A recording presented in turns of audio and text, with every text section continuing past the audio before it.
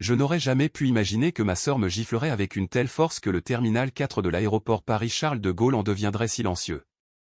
Une seconde, je vérifiais notre heure d'embarquement sur mon téléphone, et la suivante, sa main s'abattait sur mon visage avec un claquement si sec que 200 têtes se sont tournées dans notre direction. Des téléphones se sont levés, les gens nous dévisageaient, et avant même que je puisse reprendre mon souffle, mes parents se sont précipités, non pas pour m'aider, mais pour me blâmer une fois de plus. Ils n'avaient pas la moindre idée que c'était moi qui avais payé l'intégralité du voyage à La Réunion, ni que 5 minutes plus tard, je prendrais une décision qui laisserait chaque passager sans voix et ma famille en plan. Je m'appelle Chloé Dubois, et pendant la majeure partie de ma vie, les gens m'ont décrite comme la personne responsable. La fille stable, la grande sœur calme, celle qui ne se dispute jamais, ne se plaint jamais, ne cause jamais de problème. C'est étrange comme une réputation peut vous emprisonner, comment elle peut se transformer en un rôle que vous n'avez pas le souvenir d'avoir choisi, mais que tout le monde s'attend à vous voir jouer pour l'éternité. En grandissant dans notre maison de campagne en Provence, ma sœur Manon était l'étincelle, bruyante, émotive, dramatique d'une manière que mes parents trouvaient charmante. J'étais la discrète, celle qui réparait les pots cassés. Si Manon pleurait, je la réconfortais. Si elle faisait une bêtise, je la couvrais. Si mes parents avaient besoin de quelque chose, ils ne lui demandaient même pas. Ils se tournaient directement vers moi. Je me disais que c'était de l'amour, de la responsabilité, la famille. Mais quelque part autour de ma 28e année en tant que fille fiable, le coup a commencé à se manifester. Je travaille dans l'analyse marketing pour une entreprise technologique, le genre de poste où l'on passe plus de temps avec des feuilles de calcul qu'avec des gens.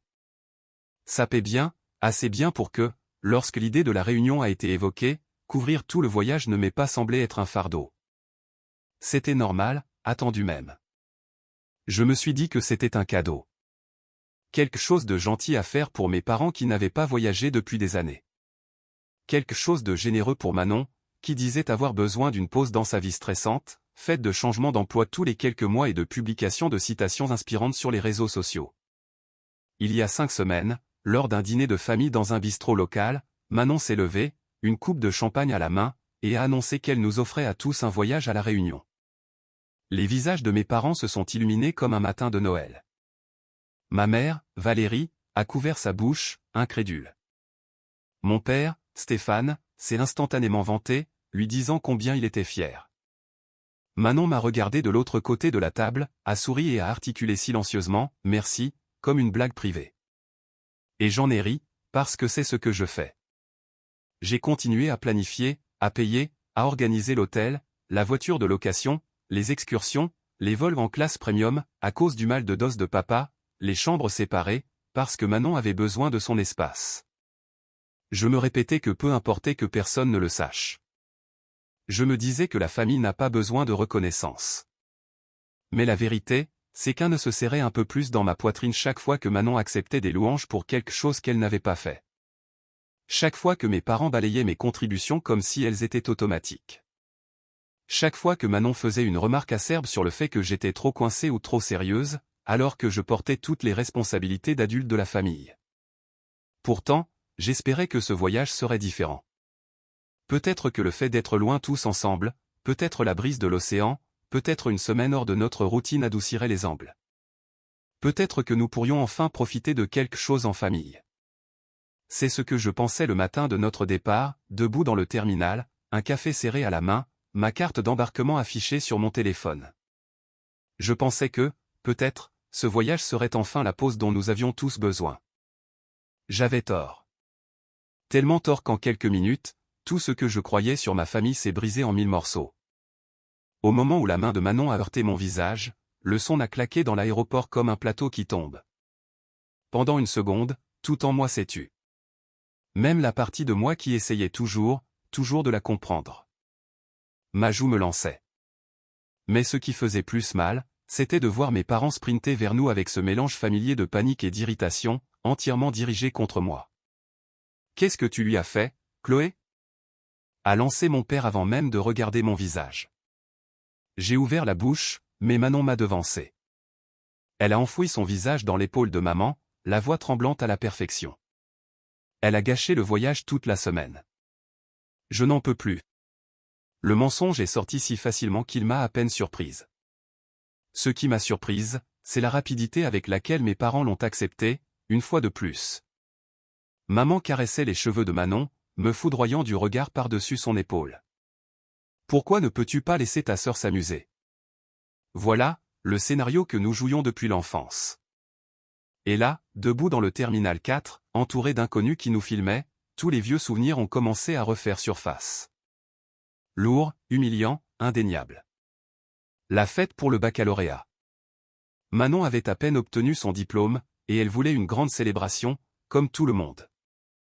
Nos parents n'avaient pas les moyens, alors j'ai discrètement payé le gâteau, les décorations, la tente dans le jardin. 1800 €. Manon a fait tout un discours pour remercier papa et maman pour tout ce qu'ils avaient fait. Tout le monde a applaudi. Maman a versé une larme. Papa l'a serré dans ses bras. Je suis resté près du barbecue, tenant un plateau de saucisses, souriant comme si ça n'avait pas d'importance.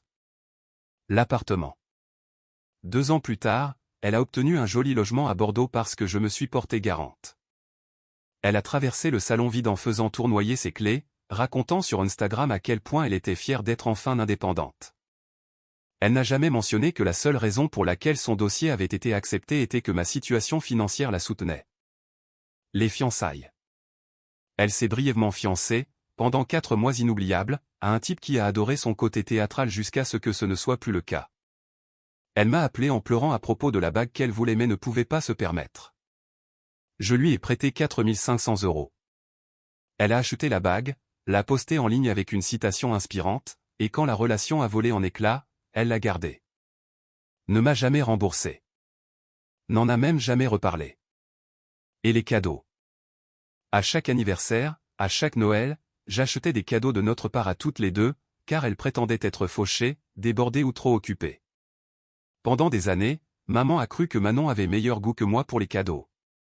Mais le souvenir qui me cuisait le plus, c'était ce dîner au bistrot il y a 5 semaines. Manon a fait teinter son verre, a souri doucement et a dit « Je nous offre un voyage à La Réunion. On part en juin. Tous frais payés. » Maman a eu le souffle coupé. Papa lui a dit qu'elle était incroyable. Manon s'est délectée des louanges comme d'un bain de soleil. Et puis, elle m'a regardé droit dans les yeux et a articulé « Merci », avec ce petit sourire narquois qu'elle pensait que personne ne remarquait jamais. Je me souviens de la chaleur qui montait dans ma poitrine, non pas de la fierté, mais de quelque chose de plus serré, de plus lourd, quelque chose qui ressemblait à du ressentiment, même si je détestais l'admettre. Maintenant, nous étions là, au milieu d'un aéroport bondé, rejouant la même scène pour la 1000e fois. Manon joue la victime. Mes parents la défendent. Et je suis la méchante par défaut.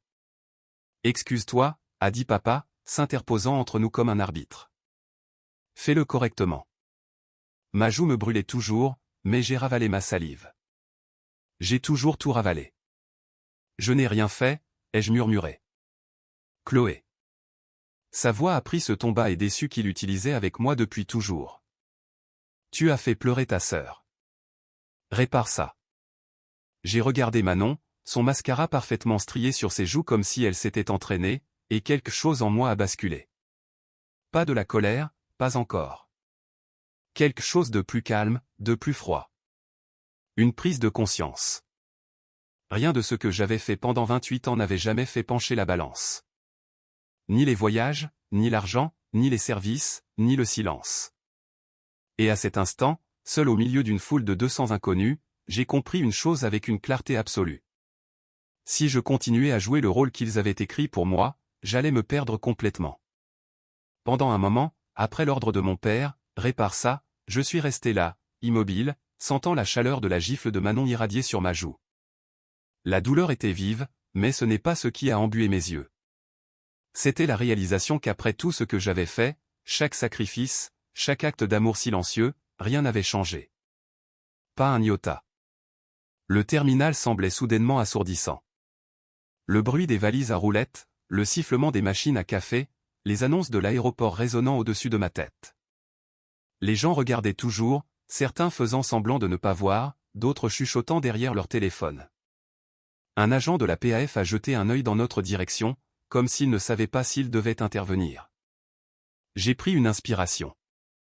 Elle est entrée tremblante, et ressortie pire. J'ai besoin d'une minute, ai-je murmuré. Papa a fait un geste dédaigneux.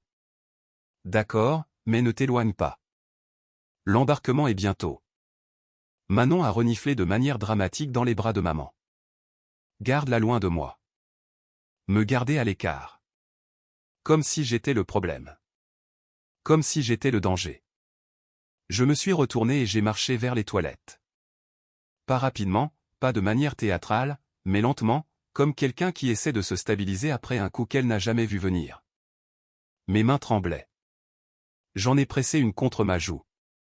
Elle brûlait. Pas de la gifle, mais de l'humiliation.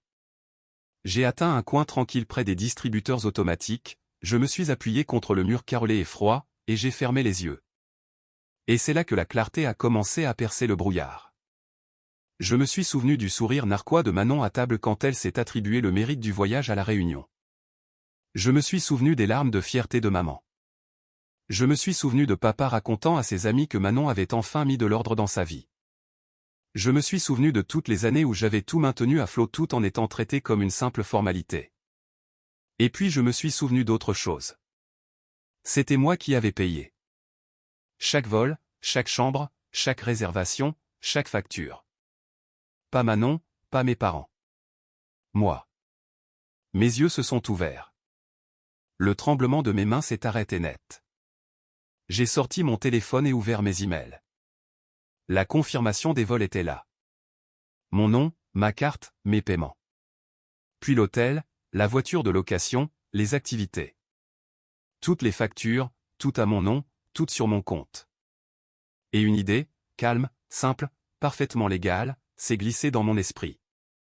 Une limite, pas une vengeance. Une ligne que j'aurais dû tracer il y a des années. J'ai ouvert l'application de la compagnie aérienne et j'ai affiché notre code de réservation. 4 sièges, 4 noms, un seul payeur.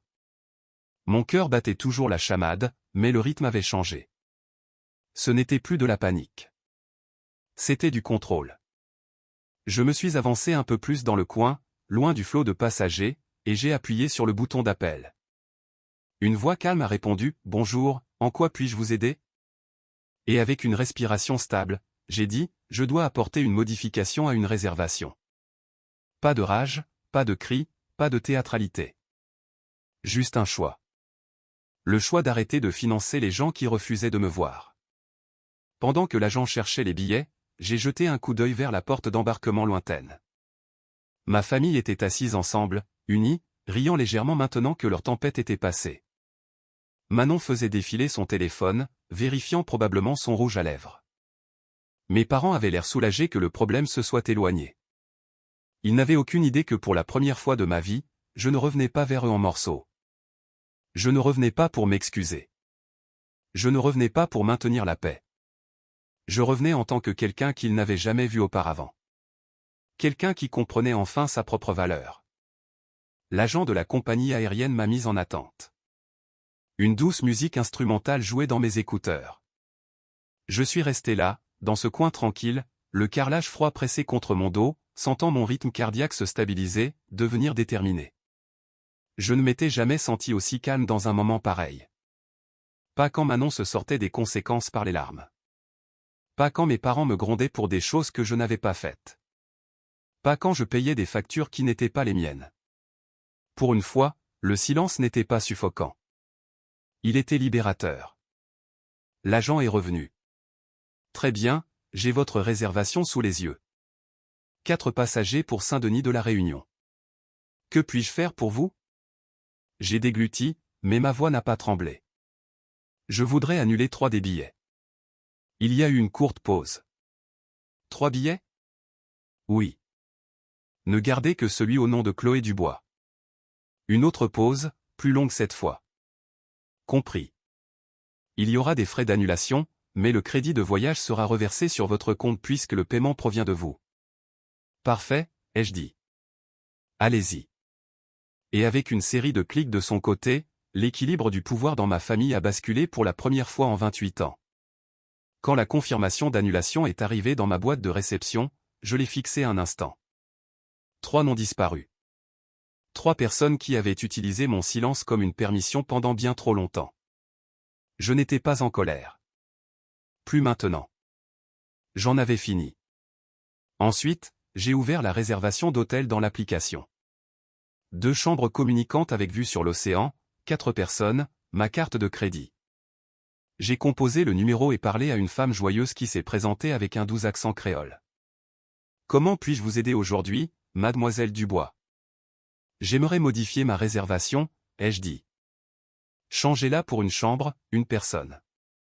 Elle a fait les ajustements, m'a proposé un remboursement pour la différence. M'a dit qu'elle espérait que j'apprécierais mon séjour. Puis ce fut le tour de la voiture de location. J'ai changé la réservation, passant du grand Renault Espace sur lequel mon père avait insisté à une Renault Clio compacte, une voiture de vacances en solo, le genre de véhicule que vous n'avez besoin de justifier à personne. Chaque appel me laissait plus légère.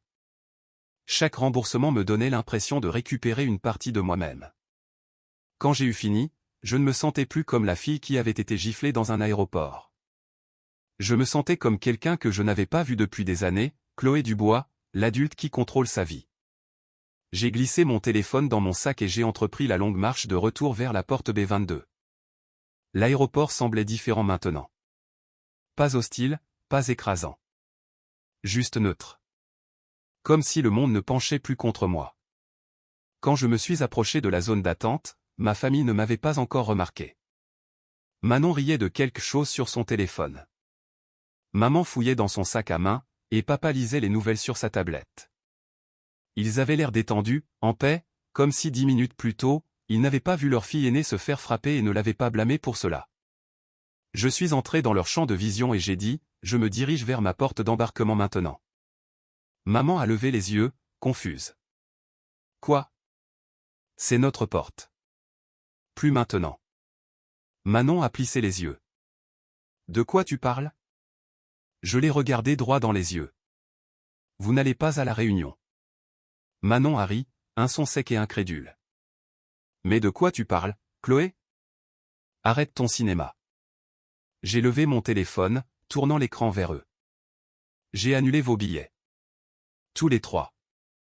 Le silence qui a suivi était un vide. Soudain, lourd, aspirant l'air du moment. Papa s'est levé. Tu as fait quoi? Manon m'a arraché le téléphone des mains, lisant la confirmation d'annulation comme si elle était écrite dans une autre langue. Non, non, non. Ce n'est pas. Pourquoi tu as fait ça? C'est moi qui ai réservé ce voyage. Non, ce n'est pas vrai, ai-je dit calmement. C'est moi. Chaque partie. Maman s'est levée à son tour, la voix tremblante. Chloé, ce n'est pas drôle. Ce n'est pas une blague, ai-je répondu. Vérifiez auprès de la compagnie aérienne si vous ne me croyez pas. Papa n'a pas hésité. Il a sorti son téléphone et a composé le numéro, sa voix ferme alors qu'il répétait le code de confirmation. Manon planait à côté de lui, secouant la tête, marmonnant, elle ment. Elle ment. Mais quand l'agent, sur haut-parleur, a confirmé qu'il ne restait qu'un seul passager en moi, le visage de Manon s'est décomposé. Papa a lentement baissé le téléphone. Comment as-tu pu faire ça? Comment avez-vous pu? Ai-je demandé en retour, ma voix stable. Combien de fois l'avez-vous regardé mentir et m'avez-vous vu endosser la responsabilité? Combien de fois l'avez-vous félicité pour des choses que j'ai payées? Combien de fois m'avez-vous demandé de me taire pour maintenir la paix? Non, a dit maman en s'approchant. Nous ne voulions pas. Si, vous le vouliez, ai-je dit. Vous l'avez cru sans poser de questions. Vous n'avez même pas regardé mon visage après qu'elle m'ait frappé. Vous avez juste pris son parti, parce que c'est ce que vous faites toujours. La voix de Manon s'est brisée, la performance avait disparu. Chloé, s'il te plaît. Je ne voulais pas. Tu voulais chaque partie de ça, ai-je dit. Et moi, je veux ça. Je leur ai montré le remboursement de l'hôtel, la modification de la location, les annulations des excursions. Chaque morceau de leur voyage se dissolvant, une confirmation après l'autre. Le visage de papa est devenu rouge. Tu penses que ça fait de toi une héroïne? Non, ai-je répondu. Ça me rend libre. Maman a touché mon bras, les larmes aux yeux. On peut arranger ça. S'il te plaît, ne nous laisse pas ici. Nous n'avons pas l'argent pour de nouveaux billets. J'ai croisé son regard. Je sais. C'est pour ça que j'ai payé au départ. Manon a attrapé mon poignet, sa voix tremblante. Je suis désolé, Chloé. Je n'aurais pas dû te gifler. J'étais stressé. Je ne réfléchissais pas. J'ai doucement retiré mon bras. Tu as 26 ans, Manon. Quand commenceras-tu à réfléchir? Il n'y avait rien de cruel dans mon ton. Pas de méchanceté, juste la vérité. Une vérité qu'elle avait évitée pendant des années. L'annonce d'embarquement a retenti. Embarquement immédiat pour les passagers du groupe à destination de Saint-Denis. Mon groupe. Papa s'est mis devant moi. Si tu passes cette porte, ne t'attends pas à revenir. Je l'ai regardé, vraiment regardé, et pour la première fois, je n'ai pas reculé, je n'ai pas bronché, je n'ai pas cédé. Ce n'est pas moi qui suis parti, ai-je dit doucement. Vous l'avez fait il y a longtemps. Je l'ai contourné. Personne ne m'a arrêté cette fois. L'agent d'embarquement a scanné mon billet, m'a jeté un regard compatissant et m'a dit à voix basse, « Journée difficile. » J'ai souri faiblement. Ça va mieux. En descendant la passerelle, j'ai senti le poids se soulever de ma poitrine à chaque pas. Quand j'ai atteint mon siège, côté hublot, premium, avec plus d'espace pour les jambes, le soleil filtrait à travers le verre en bande dorée. Alors que l'avion reculait, j'ai jeté un dernier regard par la fenêtre. À travers la vitre du terminal, j'ai vu ma famille. Manon faisant les 100 pas, paniquée. Maman pleurant dans ses mains. Papa se disputant avec un agent d'embarquement comme s'il pouvait forcer le monde à reprendre la forme qu'il désirait. Ils avaient l'air perdus, comme des acteurs qui auraient soudainement oublié leur texte quand le scénario a changé. Ce qui s'est passé ensuite dans ma vie a vraiment choqué tout le monde. La réunion m'a semblé différente dès l'instant où j'ai mis le pied sur le balcon de ma chambre. L'océan était d'un bleu profond, infini, le genre de bleu qui vous fait vous sentir à la fois petit et protégé. J'ai laissé la brise caresser mon visage, la même joue que Manon avait giflé quelques heures plus tôt, et pour la première fois depuis des années, elle ne me piquait pas. J'ai passé les jours suivants à faire de la plongée, de la randonnée, à manger seul sans m'excuser. Mon téléphone vibrait sans cesse. Appels, excuses, colère, confusion, mais j'ai tout mis en sourdine. Sur le vol de retour, j'ai finalement ouvert la lettre que mes parents avaient envoyée à mon appartement.